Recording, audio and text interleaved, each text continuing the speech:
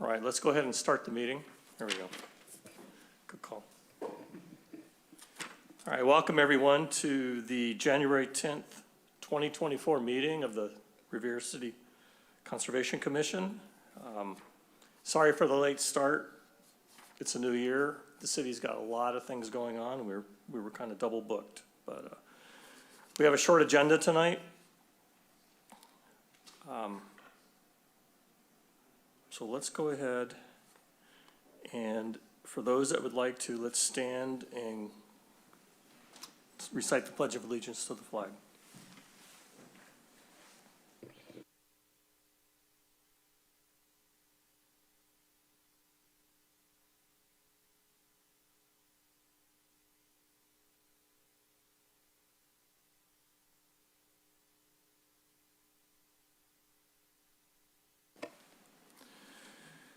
All right, roll call.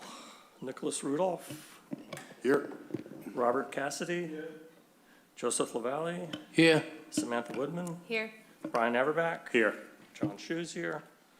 So all six are here. Way to go. First up on the agenda is review and approval of the meeting minutes from December 6, 2023. Are there any additions, corrections? Hearing none, have a motion to approve the minutes? I'll make a motion, I'll Mr. Chair. All right, motion by Joe, seconded by Brian. All in favor? Aye. Aye. All right, minutes are approved. Next on the agenda was a notice of intent for 175 Rice Avenue. That has been rescheduled for next month. So we'll move on with that.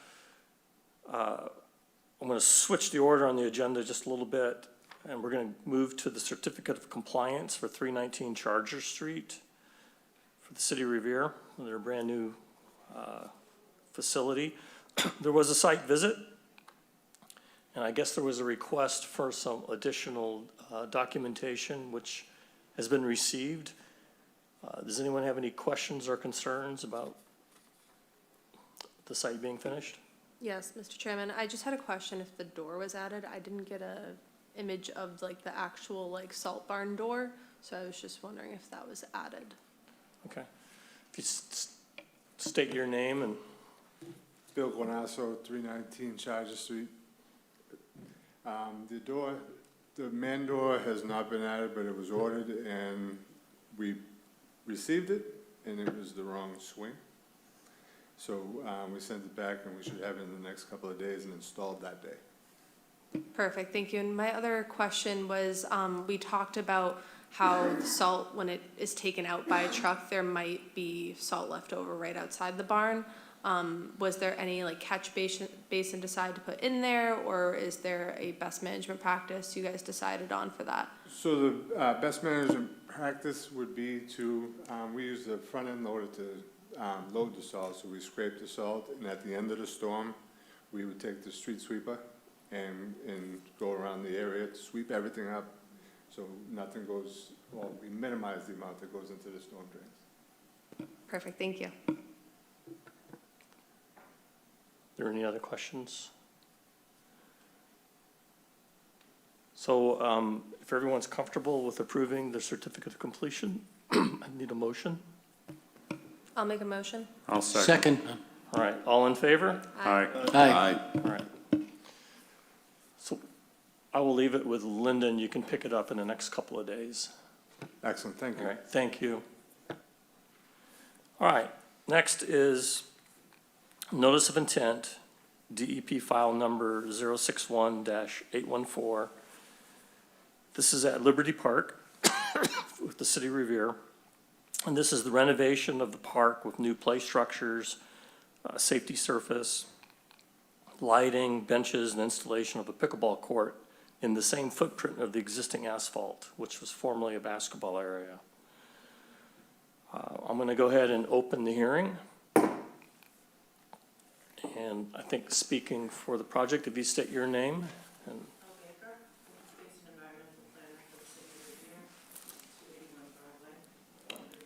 is your mic on? Do it again. Okay. Elle Baker, Open Space and Environmental Planner for the City of Revere, Planning Department. The address is 281 Broadway, Revere. All right. Thank you for having us tonight. Maybe just give us a high level on the scope of work, and just for the other commissioners, we don't have a stormwater report yet. So we won't be closing this project out today. We'll be reconvening next month. So we'll have another opportunity to ask questions. But since it was posted, if you can give us kind of a high level. Thank you. So just at a high level, so we applied for a grant to do the renovation of Liberty Park. The existing, we're basically doing more of a plug and play, more so than expanding or extending the play space. So what we were required to do is to remove all of the overhead wires.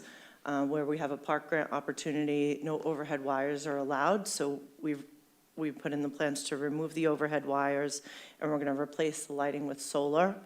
We'll be removing the existing play structures within the same footprint that it's in, and replacing the old play structures with new play structures, removing the wood mulch playground, the wood fiber playground mulch, and replacing that with ADA compliant board-in-place rubber surface, which we've been doing across the city to become more compliant and to make sure that our play space is more ADA accessible. In addition to that, we'll be removing the asphalt, which has been alluded to already, but we'll be removing the asphalt and in the same footprint, replacing that with a pickleball court, which will be one of the first in the city, so that's pretty exciting. That we'll be able to offer that. It's something that we haven't really had the space to do previously, so we're looking forward to that. And with that comes the stormwater management plan, which unfortunately, I apologize that you don't have in hand tonight, and is going to require us to extend this to the next meeting. But I've been assured from our DPW engineering department that that is forthcoming and should be, it's at about 90%, and should have that in hand within the next few days, week at most. So that should give enough opportunity to review that before the next session. Just to make note, so I think there was also maybe a question about the delineation between the pickleball court. There's a buffer zone that leads to the wetlands, and according to the delineation line. So we'll be installing a bioswale there to capture any runoff that may occur. So you'll see that more in the stormwater report. And if you have any other questions in regards to that, I'd be happy to address those at the next session. Does anyone have any other questions, or do you want to defer to the next session? I'll leave it to you.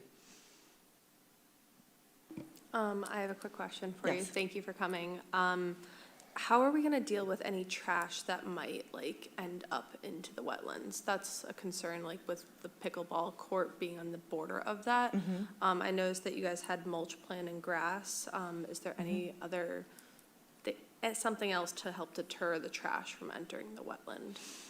We'll have trash barrels on site, and they are collected daily through our DPW department, the sanitation.